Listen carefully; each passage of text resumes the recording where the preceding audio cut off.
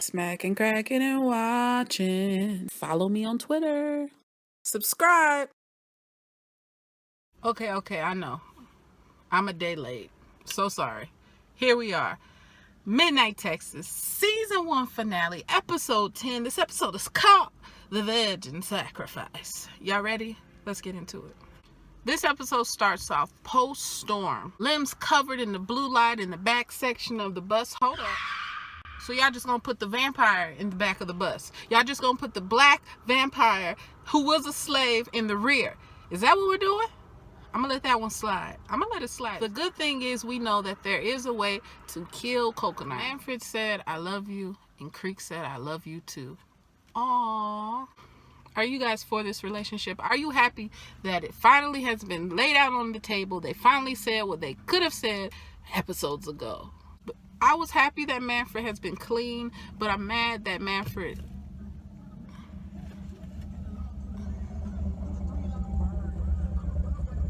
Don't do this. So I ended up back at home recording anyway. Why? Because homeboy in the motorcycle decided that the entire parking lot, entire parking stall area over the water that he could have, he wanted to make sure he parked his loud motorcycle, banging some music, super loud, super rude. He wanted to make sure he parked right next to me to look at my car and look at me. I just want to shoot my rant, vlog, put it out to the people because I'm already a day behind. What happened?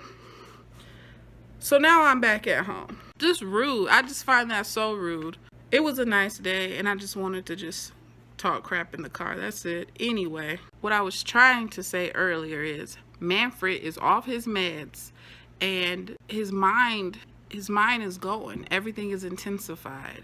But he's drug free. Pros and cons though, right? You know what? When an assassin is out in her neck of the woods, killing ghosts, helping her friends, making sure the path is safe for her boo who is a vampire. When she gets burned in her abdominal region, what kind of car is there to save her? What kind of car does an assassin leave in? A VW Beetle. Okay? We're not leaving in a Passat. We're not leaving in a Jetta. We're leaving in the Beetle. So these ghosts, these aviator, ghostly, evil things, they're piling wildlife up, and I'm just like, really? The deers, the wolves, everybody has to be part of the sacrifice? Everyone has to be part of the sacrifice? This is getting nasty. It only took 2 and 2 to figure it out. If they have to have what they have to have, why wouldn't you just not give them what they have to have? Fiji, you love Bobo, you're grown, you're both adults that are consenting, well aware of their emotions and functions. You're fully capable of doing what you want to do. Low-key, y'all in love. If they want a virgin to sacrifice, you take that keyword out. And what do we have? Nothing for them to take.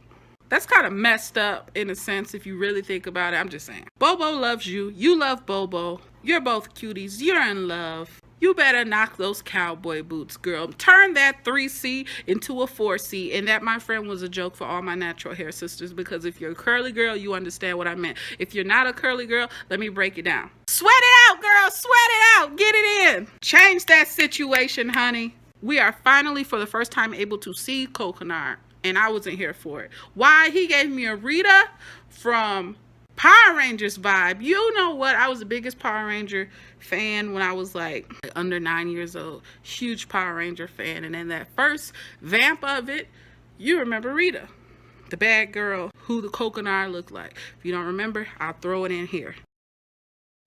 Yeah. Drop those comments and let me know. And I felt his crew of these ghostly spirits were almost like the other people in Power Rangers that would just pop up, you know, out of silly putty, and they would just be everywhere. You remember those people? If I find a picture, I'll sprinkle them here too.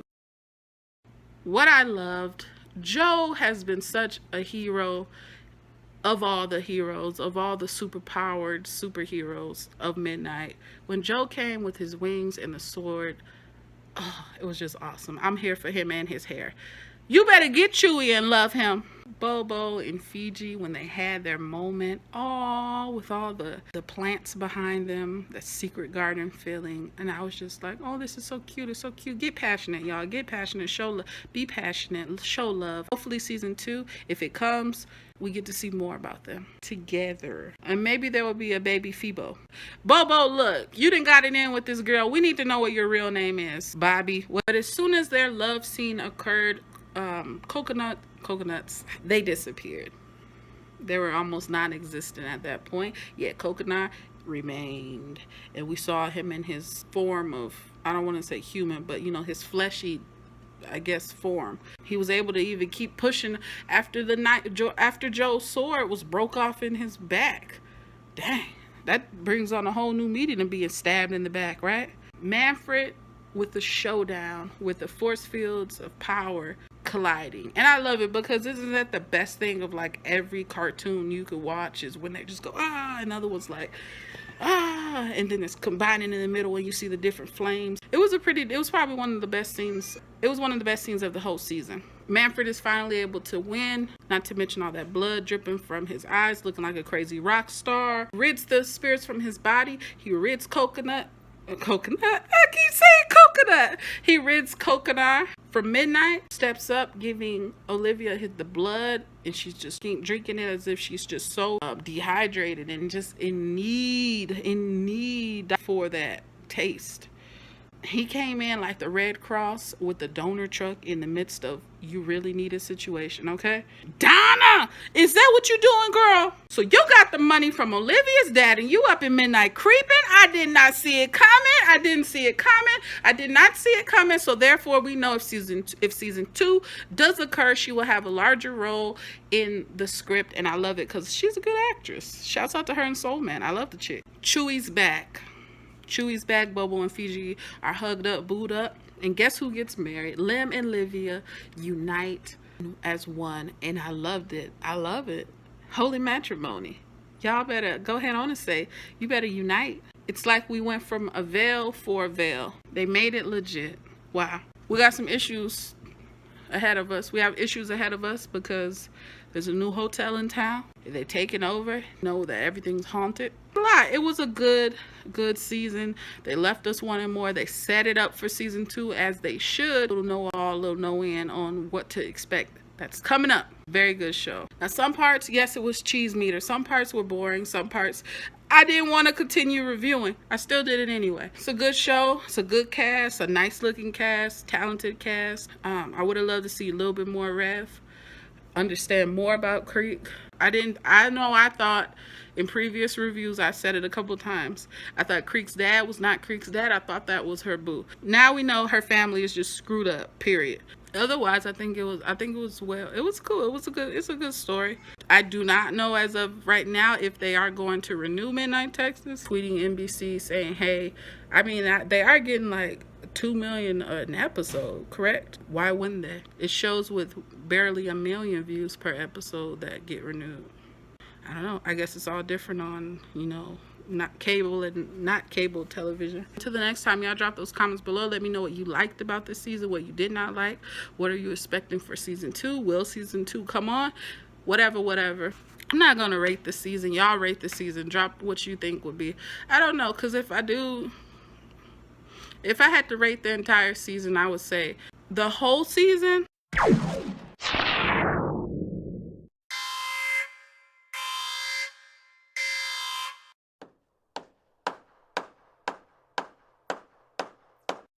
Like, I would probably go with, some of y'all would say 10. Some of y'all probably would say 9.